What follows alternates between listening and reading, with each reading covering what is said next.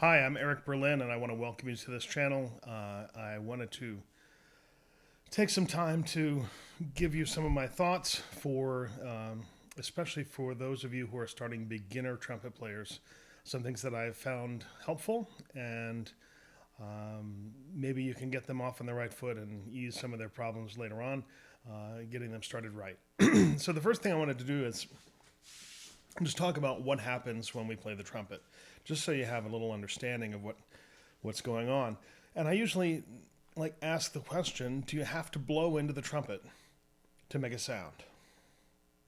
And the obvious answer, of course, everybody's going to say, well, yeah, I mean, just, and I just want you to consider the following. Just take a look at what I'm doing carefully, okay?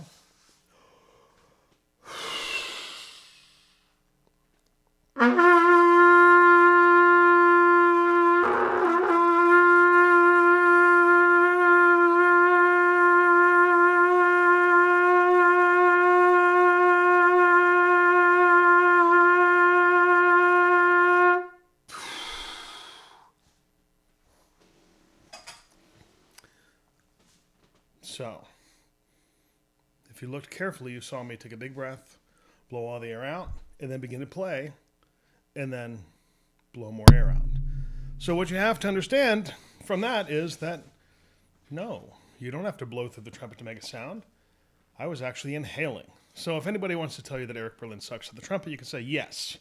He saw it in this first video in his education series, whatever. It's kind of cool, right? Now, that's not the way we normally play trumpet. It doesn't sound great either. But it's there to illustrate what happens to the air and the importance of the air in creating a sound. The air has to move merely to do one thing, and that is to set the lips in motion. Okay? It doesn't matter which way the air is moving. The air can be going forward or backward, doesn't matter. In fact, if we could move our lips manually the way a hummingbird flaps its wings, maybe we could make a sound without moving any air at all. But we are stuck with this situation where in order to get a sound, we do have to move air between our lips. Now, I like to say that the lips are vocal cords on the wrong side of our mouth. We're singers, right? We're singers with vocal cords on the wrong side of our mouths. And in fact, if you want to look on YouTube, you'll see endoscope videos of sticking a camera down here, watching the vocal cords as you sing. It's rather interesting. The vocal cords go up and down, and our lips go side to side, but they'll look very similar. So the air has to cause the lips to move, and the lips have to touch in order to vibrate. So this is the purpose of this video. Is the most important part of it is keeping the lips touching. So if I buzz my lips without the mouthpiece, you can see very clearly. If I pull the lips apart, they stop vibrating.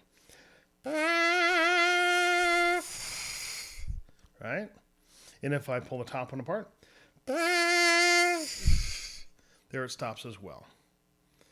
So you'll hear a lot of talk about how brass players use too much pressure. And the reason is, number one reason that brass players use too much pressure is because they have a hole in the middle of their lips. And if you imagine a donut, now this is not my illustration, this comes straight from Vince Penzarella, great teacher, played in the New York Philharmonic for 25 years, and before that was, he's just an incredible teacher, incredible mind.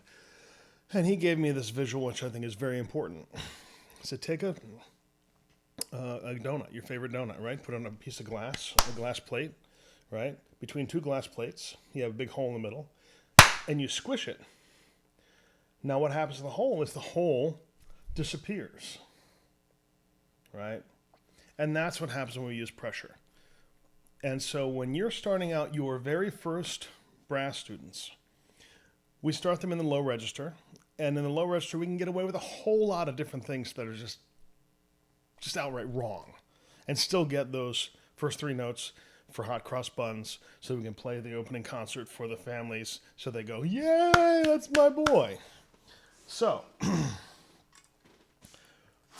you can do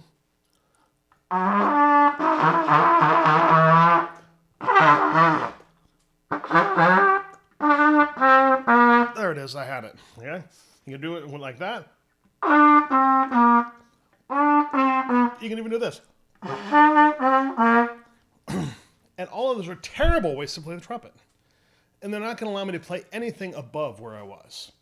Okay? And that's where the struggle comes in for young players, is if they're not set up correctly. So we're going to set you up correctly today with an easy approach to embouchure. The embouchure has to stay connected, right? They have to touch, and the air's got to be moving. So turning the air on is one of the problems that most of us have, because we hesitate and we stop and we panic and whatever. These things, when we panic, when we're worried about whether it's going to sound good, whether we're going to do it right or whatever, it all gets stuck right here. So what we're going to do today is we're going to take that whole process of starting it out of the equation. And I use a small little straw. This is a coffee straw. You can get them on Amazon in packs of 1,000 for a few bucks. And this is the answer. It's the smallest one they make. And I'll try to put a link in the thing below. So we use this to get the air started. Okay. So forming an embouchure is very simple. We say M, and then we firm the corners. M. Right? And right there, that's an embouchure. That'll work for any brass instrument. Okay? And then, so the embouchure is these muscles here. This is the orbicularis. It's also a donut muscle, which really works well for a donut illustration. But we use these muscles out here to tighten and loosen the muscles in here. These muscles here are very delicate. They're not so robust as these over here. If we were in person, you could feel these and feel it's substantial muscle after playing trumpet for 40 years. So these are the muscles that are going to take a beating, so this doesn't have to, okay? And so we set with these corners. That's what we talk about here. So say M from the corners, and then blow through this straw. And what you're going to find is you can't get much air through this. And I don't want you to try to force it. You take a breath, you're going to let the air come through this as fast as it wants to. And that's all the air you really need to play the trumpet. Everybody thinks it takes a lot of air, blow hard, whatever. A lot of that is to compensate for the fact that this stuff isn't working well. Okay? So take another big deep breath and just let the air come through the straw.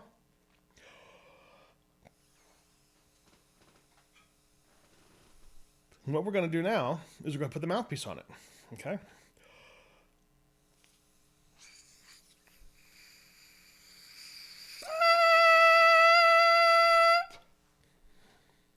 Now what happened is the air is already moving because I'm blowing through the straw. My lips are touching because I said M around the straw. And all I did is I pulled the straw out while the air was already moving. Inside the mouthpiece, it begins to buzz. Now I can show you this in a better way using this really fun contraption. This is a chop cam. It's basically a very inexpensive endoscope that has a light on it. And it has a very expensive mouthpiece, which is actually a terrible mouthpiece. But it allows me to see what's happening inside my mouth, inside my mouthpiece. So check this out again.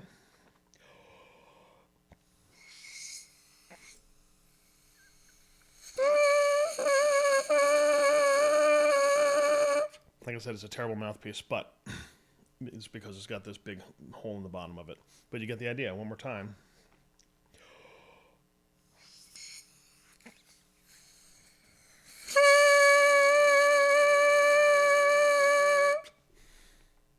And there you have a great trumpet embouchure. Okay, you don't need one of these cameras to see how that works. You could see what I did with the mouthpiece itself. So I'm one word of caution, and that is how you put the mouthpiece on can help you or hurt you. We have a rim on the mouthpiece. That's this, okay, the top of it. The outside rim doesn't really serve much purpose, but the inside rim does serve a purpose. This can help you to keep the lips together or push them apart. You'll see a lot of your young students will take the mouthpiece and jam it, do all kinds of weird things. What that looks like inside the mouthpiece is this. Right? So put it on. Make sure the camera's the right direction. There we go.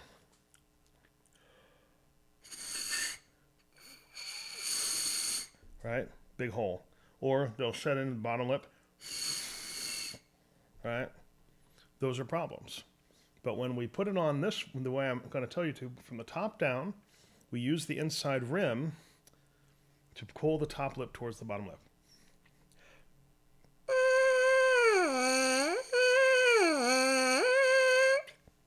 And what you're going to find that most of the times when we do this exercise the first time, you're going to see that you get a much higher note than you think you're able to do. It's because you're really efficient. The embouchure is actually functioning the way it's supposed to. So it's going to get a higher note. So then it's a matter of how do I get the notes in below that. And that's a matter of using your corners and moving them forward and back. Okay? So think about these as strings. A longer, looser string will make a lower note. A shorter, higher string will make a higher note. So if we set with the high register as kind of a home base,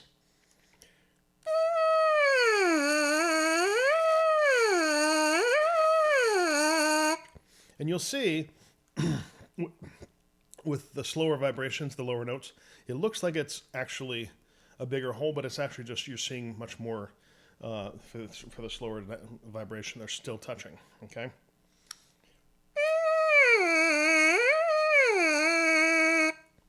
Right? So that's the way we want to set up an embouchure, and it should set your students up well for the future. So the important things are, it doesn't take a lot of air, okay? Take a big breath. It does all kinds of good things for you as a human, right? But you take a big breath so you don't have to struggle to push the air out. Allow the air to come through. That's all it is, right? The air starts the lips vibrating. They need to touch in order to vibrate, okay? So we set up the embouchure, saying M, and then you roll those lips in. We don't want to roll the lips out. It's not M, because then all that stuff's going to be exposed. You got a big hole in the middle, right? You want to say M, roll the lips in. And even those with the largest lips you can imagine can do, the best trumpet players have those rolled in.